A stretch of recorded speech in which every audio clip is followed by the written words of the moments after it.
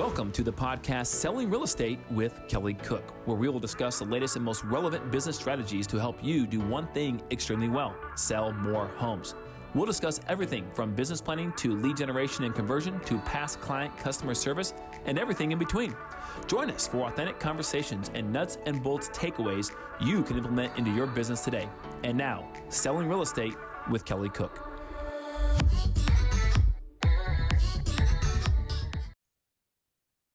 Hello, everybody. Welcome back. It is another episode of Selling Real Estate with Kelly Cook. And Kelly, we have him with us in the building today, of course. What is up, Kelly? How are you feeling? I know you took a little mini vacation, a little getaway. How are you feeling coming back recharged, I hope? Oh yeah, it's fantastic. It's great. We were talking about, in the green room, right? The fall break situation with school. And I'm not sure if you guys around America, if your kids have fall break, but in Arizona we do. And it's not even fall because we don't get that season. Yeah, It goes that's right what from I'm saying. It's straight weird. hot to pure awesomeness in Arizona, right? So that's what we're doing. And so we went up 2 hours north of Flagstaff, and guys, in Rim Country up north in the state of Arizona, people don't realize this, but there is actually 4 seasons in the state. You can drive literally door to door 2 hours, and the weather is completely different. You can go from 75 degrees in February right down the valley, which is pretty darn good, and go skiing 2 hours away. Right. I was going to ask if they have snow and everything too. Oh yeah, absolutely. It's like literally living in Colorado to an extent, right? I mean, it's not, but it's close, and it's all in the same state. So Arizona it's a pretty cool variety in the state of Arizona. Yeah, absolutely. You get the nice weather when you want it, but if you have that little itch for some snow and some cold weather around the holidays or whatever, you're not too far away from it. That's So right. that's I mean, awesome. most people have to drive like a day or hours and hours and hours to change the weather, right? 2 hours. 2 hours if you live in Phoenix. Well, here in Omaha, Nebraska, we're very lucky. We can have a weather change, in the matter of a few hours throughout the day. I think this morning it was like 37 degrees, somewhere around there, and then now it's 75. So that's the kind of change up we get right here without having to leave. Without having to move. Yes.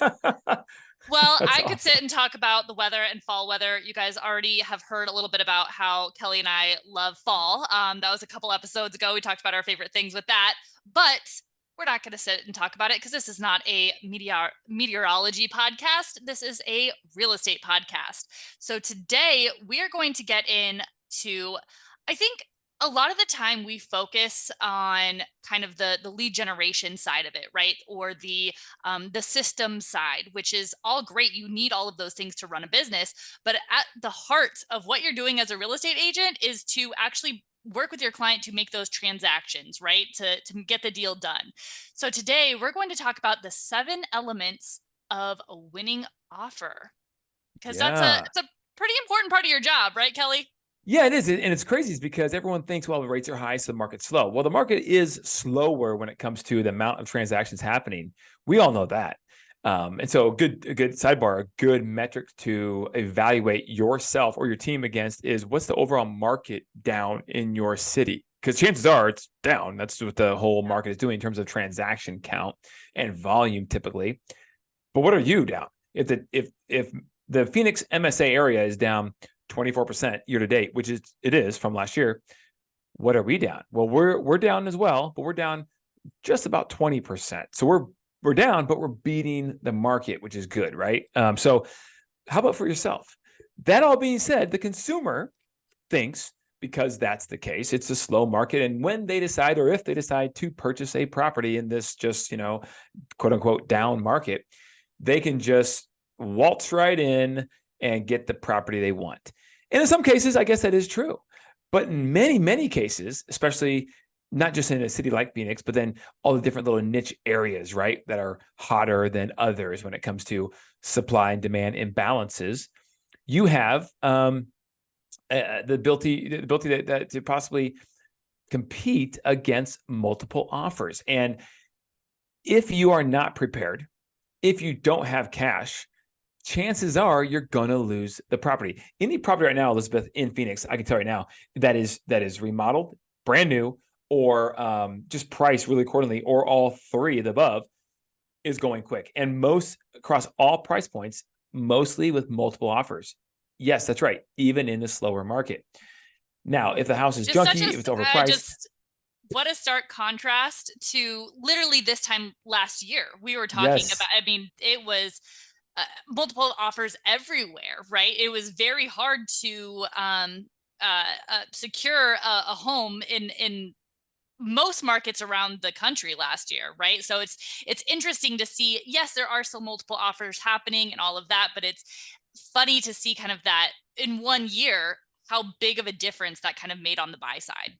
yeah, totally. I mean, you like I said, beginning of last year in 22, it was hot, right? Every property had multiple offers for the most part, and then of course you had the falling knife towards the end of the year where it just kept going down, down, down, and where's this going to stop? And then it kind of normalized to an extent. People got used to it, I should say, if anything. I'm not sure if it normalized, but the rates somewhat normalized because they got high and they stayed high. So people are kind of used to it. So now a lot of people are using that as the excuse or the reason when truthfully, is it really? Maybe not, because at the end of the day, buyers are sensitive to the monthly payment. Sellers are sensitive to the amount of money they get in their pocket when the deal closes. Outside of those two things, nothing really changes. Doesn't matter if the market is hot or cold, up or down. That's what a buyer wants, and that's what a seller wants for the most part. So now we are in a situation in Phoenix where, again, a good property, well-marketed, well-remodeled property is getting multiple offers. A house that's kind of junky or maybe just flat out overpriced is not. It's sitting, and it will sit for a while.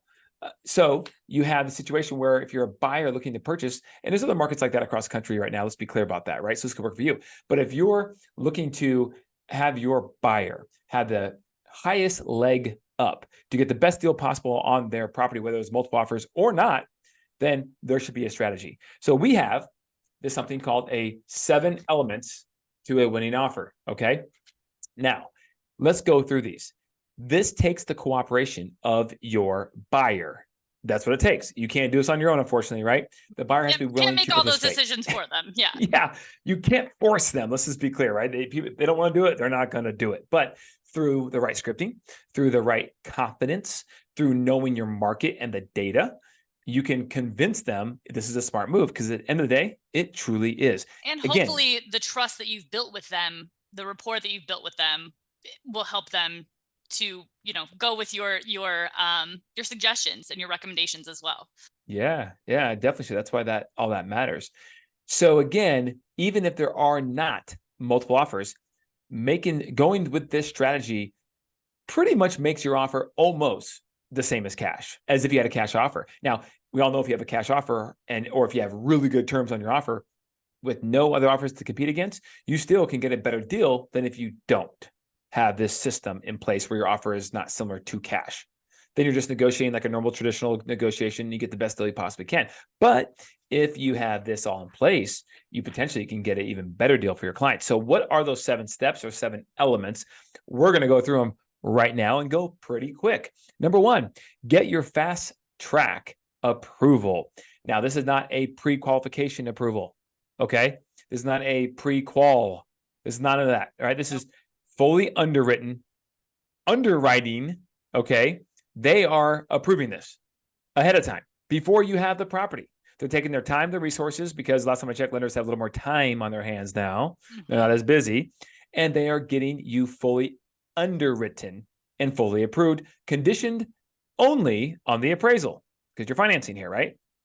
Okay. So if that's true, how much more powerful is that? How much more powerful is that than not knowing if, when final underwriting conditions come back, they may have a few things. We just don't know. You never know, right? That kind of thing. No, that's out the window. And so these steps all kind of work together. These elements all work together. Number 2, price your offer to win. Okay. Duh. Right. Number 3, 7 calendar day inspection. Now, most states have a 10-day, maybe 12, 15-day inspection period where the buyer can withdraw if they want to for any reason, because they discovered something wrong with the house or whatever it was, right? Their due diligence period. Well, in Arizona, it's 10 days. And so in this situation, we're saying we are going to automatically, even if we don't have any competition on the property, we're going to bring down the inspection period from 10 to 7 days. Why? Because the seller then at least knows sooner if you're not going to buy the house. You can put it back on the market. Put it back. Yep. Yeah, they're wasting less time. It makes them feel better about your offer. Because if you are taking less time, then they think that you must know something about your offer you're confident about. And so, okay, this is great, right? Number 4, a 7 calendar day earnest deposit fully guaranteed, meaning it goes hard. So in 7 days, when that inspection period is up, your earnest money, whatever that amount is, and obviously the higher the better, it goes hard, non-refundable. So now you are putting your money where your mouth is at this point. And why are you confident doing this? Because you're fully underwritten. There's no surprises. And someone's saying right now, well, what about the appraisal, Kelly? I know it. Number 5, waive the appraisal contingency. That's right. You're going to waive it because the lender you work with in this situation is going to get the appraisal ordered and completed and done before the 7 days of your inspection period is up. So you will know if for some reason there's going to be an appraisal where you problem. can still back out with Yes. Yeah. You're waiving the appraisal contingency up front, but you don't need it because it's coming back so fast that if there's a problem, you can just back out for any type of due diligence reason.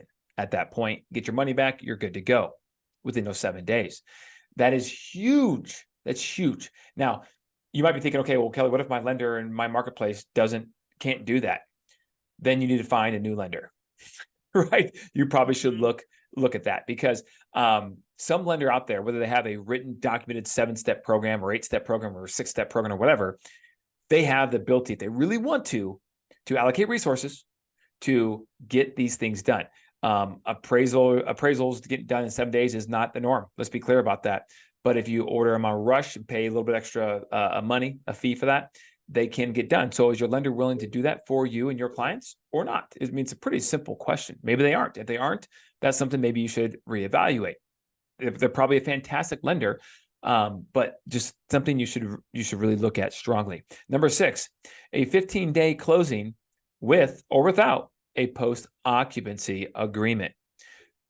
Yes, you're closing with loan in 15 days. Yeah, I was like, did he say 15-day? Because you're already underwritten, 50, I guess. It can, yeah, you're already underwritten. So that is a lot of the time that takes to close. So yeah, that makes sense. The appraisal and the underwriting, that's what takes the time. And, title has to pull the title search and make sure there's no liens against the property, but they can do that in most states in a matter of several days. Now, if you have an HOA on the property, that can take a little bit more time. Every state's a little different. In Arizona, for example, there's a demand law in which they have to have their HOA demand issued and sent to everybody within 10 days of the contract acceptance. So, but 10 days, you can still close at 15. Everything's ready to go, right? From the lender side, especially.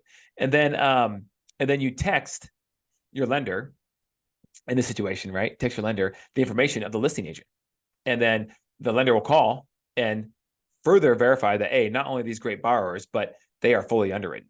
And you understand what that means, correct, Mr. Listing Agent, like Mrs. Listing Agent, right? You're not trying to make them feel like they're not smart, but how many times do lenders call a listing agent and say, hey, my buyer is awesome, they're the best, they're fully pre-qualified, no problem. That's a pretty common thing now, right? So I get that call as a listing agent, and I'm sitting there going, okay, thank you, that's nice, took time to do that, but at the end of the day, it doesn't really matter, because if underwriting comes back and says no, there's no skin off your back at the end of the day. I'm not going to call you and yell at you, right? And if I did, well, I still can't do anything about it, right? The buyers can still get their money and walk after my client's home's tied up for 26 days on the market or whatever. So in this situation, you are saying that you're making sure they understand that this is fully underwritten. And once this appraisal comes back and the inspection is agreed upon during those 7 days, we're good. Closing 15. So yes, that was not a typo on the contract when the agent wrote a 15-day financed close date. So that's the 7 elements of a winning offer. And what you're doing is you're making your offer for your client as same as cash. Now, this takes a couple things. The client has to cooperate, but it's how you position it. If you position it from the standpoint of, okay, you want to buy a house? Great. I can help you. Let me just send you some properties and we'll go look at some properties. We'll take some tours. And then when you find the right one, then we'll send everything to our lender. We'll make sure our financing is order, and we'll move forward. That is the wrong way to do it. That's putting the cart in front of the horse. Instead, you should explain to the client that this is in your best interest because A, time kills deals, especially in a market that's a little wonky. And B, you are making your offer almost the same as cash. darn near the same as cash, because you are going to close in 15 days, which most cash offers do, or most cash offers don't close within 15 days. The money will be in the bank of the seller's account right away. And the seller goes, well, hold on. I need more time to move. 15 days. I mean, that's great and all, but I need time to, right? Well, then that's where the post occupancy comes into play. I got something better for you, Mr. Listing Agent. We're closing 15 days. Your client will get their money, and then we'll let you stay in the house for free, or maybe charge them a rent, your choice based upon how you want to negotiate this, right? For the next 30 days. And you have the confidence in knowing that you can move, put a security deposit down in a rental, put that down payment down on the next house you want to buy, whatever it may be, or where you're going to, because the money's in your bank. The deal's already done. There cannot be a back out at this point. It's done. It's closed.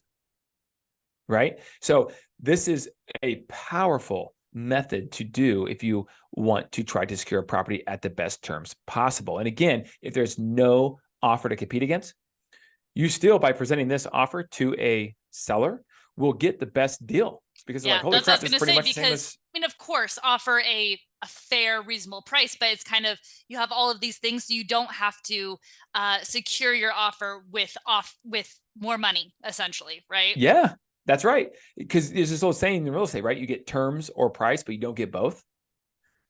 Okay.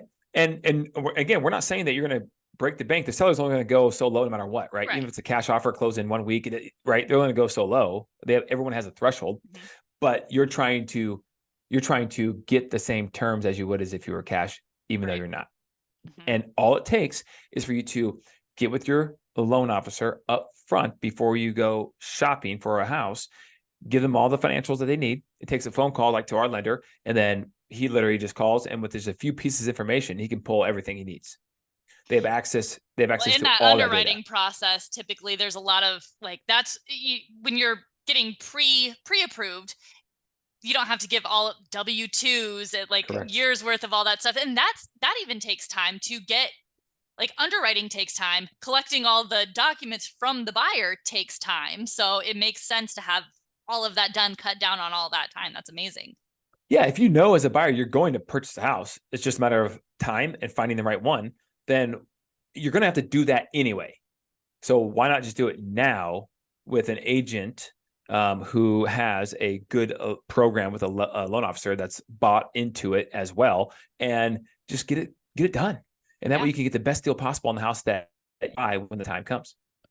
And that's another way to really put that value proposition on a buyer's agent. I know that's something that we've talked about a little bit with the lawsuit going on right now. How can, buyer's agents are more than just opening doors for clients, right? And with this, that's a really good value proposition as to why a buyer should be represented by an agent, because they're not going to be able, in most cases, to come up with all these terms on their own, right? Or be able to negotiate in that way. So another really great value proposition as a buyer's agent. Yeah, definitely. And you make the listing agent, you make them, because let's be honest, there's some agents out there that sometimes aren't, in tune with everything that's going on in the marketplace, and they're just doing it for maybe all the wrong reasons, not a full-time career. And so what if you get one of those agents on the other side for the house you want to buy, your clients want to buy? With this, again, this kind of fail-proofs it, right? So that they can literally go, holy crap, look at this offer. How could they say no, essentially? Yeah, how could you say no? What seller would not want that offer, assuming the price was in the ballpark of what you were looking for, right? So that's the big thing. Absolutely. The 7 elements of a winning offer. Could you run through those 7 elements just real quick one more time so we have them all down? Yep. You bet. Get the fully underwriting. Let me rephrase that. Get the fully underwritten approval ahead of time. Price the offer, of course, to win. A 7-day inspection. A 7-day earnest money going fully non-refundable. Your good faith money going non-refundable, hard. Waiving the appraisal contingency, because the appraisal will get done in the first 7 days. A 15-day closing on the property with or without a post-occupancy agreement. And then text your listing agent's information to your loan officer so they can call and or text that listing agent to let them know exactly what's going on, and that, yes, it's not a typo. We will close this in 15 days. We got this. Yeah. Fantastic. Well, I hope that you guys take that. I think this was a really, really important episode. So I hope that you guys, if those are things that you haven't thought of before, hopefully you were taking notes and you bring that to your buyers.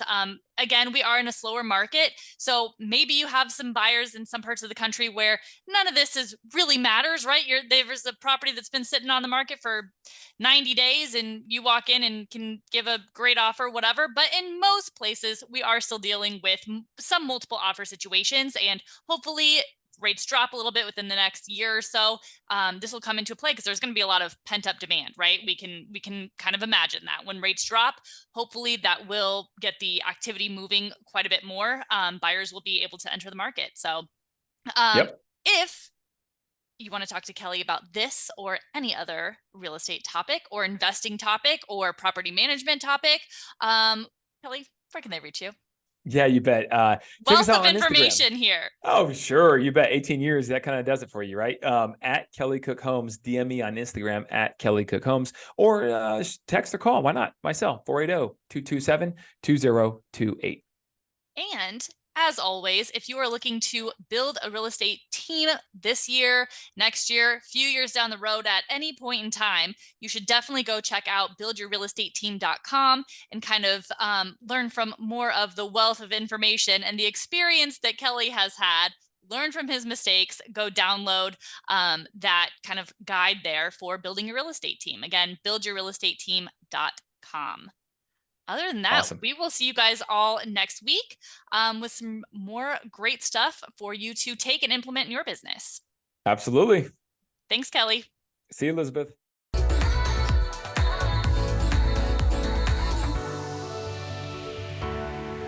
Welcome to the podcast Selling Real Estate with Kelly Cook, where we will discuss the latest and most relevant business strategies to help you do one thing extremely well: sell more homes. We'll discuss everything from business planning to lead generation and conversion to past client customer service and everything in between. Join us for authentic conversations and nuts and bolts takeaways you can implement into your business today. And now, Selling Real Estate with Kelly Cook.